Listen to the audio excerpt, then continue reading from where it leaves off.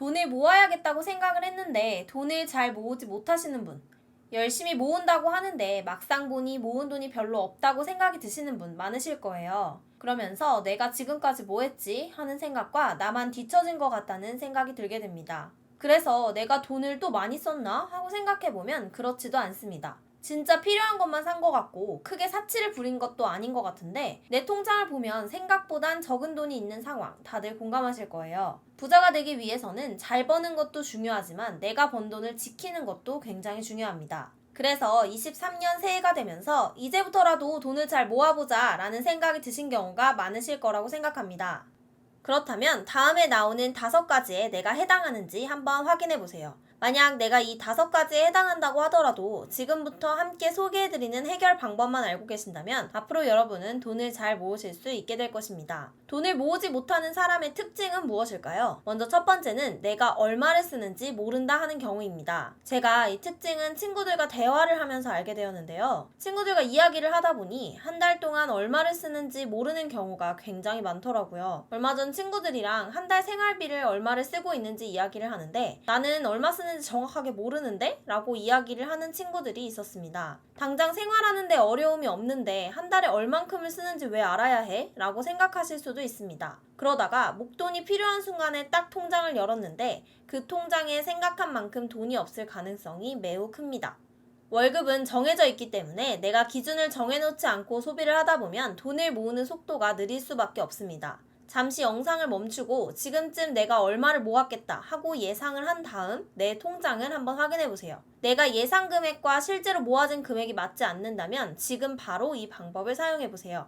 일단 내 통장을 열어 한 달 동안 어디에서 돈을 가장 많이 썼는지 확인해 보아야 합니다. 제 친구의 경우 편의점이 굉장히 많은 소비를 차지하고 있었는데요. 편의점을 지나갈 때마다 자잘한 간식거리를 사면서 한 달 동안 꽤 많은 비용을 사용하고 있었습니다. 내가 별로 크다고 생각하지 않았던 비용들도 막상 한 달 단위로 보면 굉장히 큰 금액이 됩니다. 하루에 한 잔만 커피를 마신다고 해도 한 달이면 거의 10만원 정도의 비용을 사용하게 됩니다. 커피를 사면서 작은 빵도 사고 편의점에 가서 소소하게 간식류도 담고 하는 것이 사실 하루로 보면 큰 금액은 아니에요. 그런데 이게 매일 쌓이다 보면 한 달 기준에서는 생각보다 꽤 큰 금액이 될 수 있다는 점이에요. 내가 만약 간식을 먹는 것에 행복함을 느끼고 꼭 사 먹어야 한다면 한 달 예산을 정해놓고 쓰는 것이 좋습니다. 이번 달에 얼마를 쓰는지 가계부를 작성하고 그 달의 소비를 체크하다 보면 어느새 자연스럽게 소비 습관이 잡힌답니다. 돈을 모으지 못하는 두 번째 특징은 소비의 기준이 내가 되지 않는다는 점이에요. 제가 자극적으로 말하기는 했는데 이게 무슨 말이냐 하면 어떤 선택을 할 때 내가 기준이 되어 선택하는 것이 아니라는 거예요. 요즘은 SNS를 하지 않는 20대, 30대가 거의 없을 정도인데요. 요새 SNS를 들어가 보면 해외여행을 간다거나 명품 가방을 산다거나 하는 게시물이 올라오는 경우가 많습니다. 여행 가고 내가 사고 싶은 물건을 사는 게 잘못된 건가 하면 그건 아닙니다. 그런데 내가 여기서 행복함을 느끼는 게 아니라 이걸 사서 남들한테 보여주는 것에 행복함을 느끼는 건 소비의 기준이 바뀐 거라고 생각합니다.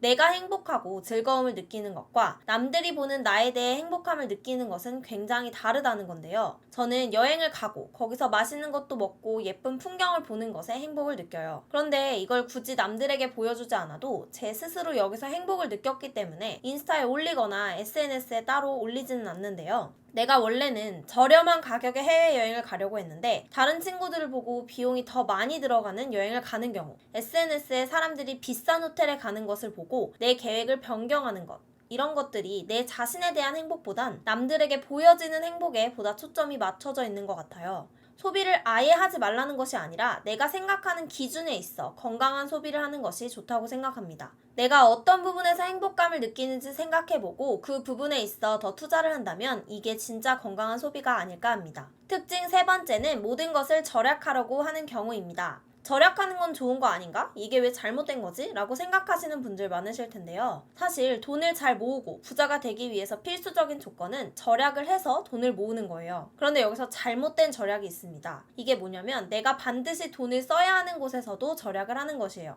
어떤 물건을 사러 갔어요. 내가 절약을 해야겠다고 마음을 먹었다면 이 물건이 나한테 진짜 필요한 걸까? 하고 한번 생각을 하게 됩니다. 만약 고민을 했는데 이 물건이 굳이 필요하지 않아서 구입을 하지 않았어요. 이건 올바른 절약입니다. 그런데 제가 앞에서 말씀드렸던 잘못된 절약이라는 건 나 자신을 발전시키는 데 필요한 비용을 아끼는 거예요. 부동산 공부를 시작해보고 싶어서 강의를 들으려고 했는데 너무 비싼데? 하면서 난 지금 절약 중이니까 다음에 여유로울 때 듣자 하고 미래에 대한 투자를 하지 않는 거예요. 비단 이게 강의가 아니라 책, 멘토와의 만남 등등이 될 수도 있습니다. 내가 투자를 했을 때 내가 들이는 시간을 아낄 수 있고 내 스스로 발전할 수 있는 여지가 있다 하는 곳에는 비용을 쓰는 것이 좋습니다. 단순히 눈앞에 있는 비용보단 미래의 내 성장 가치에 대해 비용을 지불하는 것이니까요. 무지출 챌린지가 유행했을 때 제가 걱정했던 점은 바로 이 부분이었는데요. 절약을 하는 것은 바람직하지만 무지출을 해야겠다는 강박에 사로잡히다 보면 막상 내 스스로가 발전할 수 있는 기회도 가질 수 없게 됩니다. 저의 경우로 말씀드리면 현재 경매와 같은 부동산 투자를 위해 배우거나 하는 비용은 아낌없이 비용을 내고 있습니다. 현재 내가 이 비용을 내더라도 미래에 대한 가치가 더 크다고 생각해서인데요. 만약에 제가 부동산 경매를 통해 낙찰을 받게 된다면 이 부분도 영상을 통해 소개해 보도록 하겠습니다. 관심이 있으신 경우 구독과 좋아요를 해주신다면 보다 빠르게 소식을 확인하실 수 있어요. 결국 돈을 잘 모으기 위해서는 내 가치를 올리고 돈을 더 많이 버는 것도 굉장히 중요합니다. 많이 벌지만 여기에 절약까지 한다면 훨씬 빠른 속도로 돈을 모을 수 있겠죠? 네 번째 특징, 현재 내가 쓰는 비용을 줄일 수 없다고 생각한다. 돈을 모으지 못한다고 생각하는 가장 큰 이유는 현재 내 상황에서 저축할 수 있는 금액이 없다고 느끼기 때문인데요. 왜 이런 생각을 하게 되는 걸까요?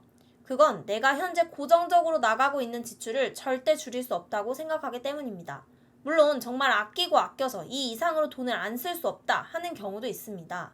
그런데 사실 내가 사용하고 있는 고정비용을 떼서 살펴보면 그렇지 않은 경우도 많습니다. 대표적으로는 OTT 구독료가 있는데요. 넷플릭스, 웨이브, 유튜브 프리미엄 등등이 있고 쿠팡, 와우, 밀리의 서재와 같은 구독 서비스가 있을 수도 있습니다. 이런 구독료는 사실 매달 비용으로 따지면 별로 크지 않기 때문에 합리적인 소비를 하고 있다고 생각하는 경우가 많습니다. 만약 내가 이런 구독 서비스로 인해 더 큰 혜택을 누리고 있다면 잘 하고 있는 거지만 막상 그만큼의 혜택을 누리고 있지 못한 경우도 많은데요. 넷플릭스를 구독하고 있는데 한 달에 프로그램을 몇 개 보지 않는다면 개별적으로 프로그램을 구매하여 보는 것이 훨씬 경제적입니다. 밀리의 서재를 한 달에 9,900원에 구독을 하고 있는데 한 달에 책 한 권을 읽을까 말까 하는 정도라면 종이책이나 전자책을 한 권 구매하여 보는 것이 훨씬 경제적입니다. 매달 얼마 안 되는데 이 정도는 해도 괜찮지 뭐 언젠간 몰아서 볼 거야 라고 생각한다면 지금 당장 해지하는 것이 좋습니다. 보통 지금 안 하면 나중에도 안 할 가능성이 크기 때문인데요. 내가 하려고 할 때 다시 비용을 지불해도 늦지 않습니다. 이런 고정비를 한 번만 줄여놓으면 매달 나가던 비용이 절약이 되기 때문에 한번 내가 어떤 것을 정말 줄일 수 있을지 확인해보는 것은 중요합니다.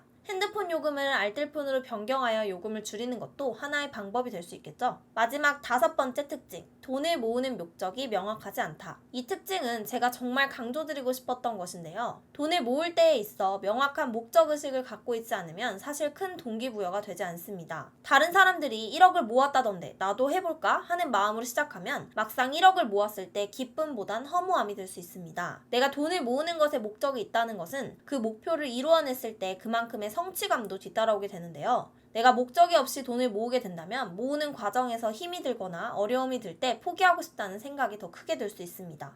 명확한 목적의식이 없기 때문에 쉽게 무너질 수 있다는 것입니다. 여기서 목표를 잡을 땐 너무 큰 목표를 잡기보단 작은 목표부터 시작하는 것이 좋습니다.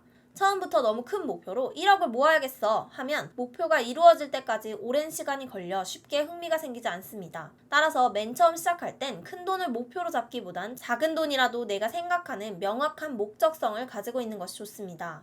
1년 안에 500만 원을 모아 가고 싶었던 나라에 가본다거나 부동산에 투자하기 위해 5천만 원을 모아본다거나 하는 목표를 가지고 돈을 모아보세요. 목적성이 없는 것보단 목적성이 있을 때 돈을 모으는 속도도 훨씬 빨라지게 됩니다. 이렇게 작은 금액부터 모으는 연습을 했다면 그 이후부터는 좀 더 큰 금액을 목표로 잡아 모으는 것이 좋습니다. 내 집 마련을 반드시 해야겠어 와 같은 목적성을 가진다면 모으고 있는 돈에 좀 더 가치를 부여하게 되고 내 스스로도 더 열심히 하게 되더라고요. 앞서 말씀드렸던 것처럼 저 또한 투자하고 싶은 부동산이 있어 현재 목돈을 모으고 있는데요. 확실히 목적성이 있고 없고에 따라 모으는 과정에 있어 정말 큰 차이가 있더라고요. 여러분도 내가 무엇을 목표로 하고 돈을 모으려고 하는지 구체적인 목표를 세워보세요. 여기까지 돈을 못 모으는 사람들의 특징 5가지와 그 해결 방법에 대해 알아보았습니다. 내가 만약 여기에 해당하는 부분이 있었더라도 오늘 알려드린 해결 방법만 기억하신다면 여러분 모두 돈을 모으실 수 있을 것입니다. 앞으로 다양한 경제적 이야기에 대해 소개할 예정입니다. 오늘 영상이 도움이 되셨다면 구독과 좋아요도 부탁드립니다. 우리 모두 금수저가 되는 날까지 함께해요. 시청해주셔서 감사합니다. 다음 영상에서 만나요.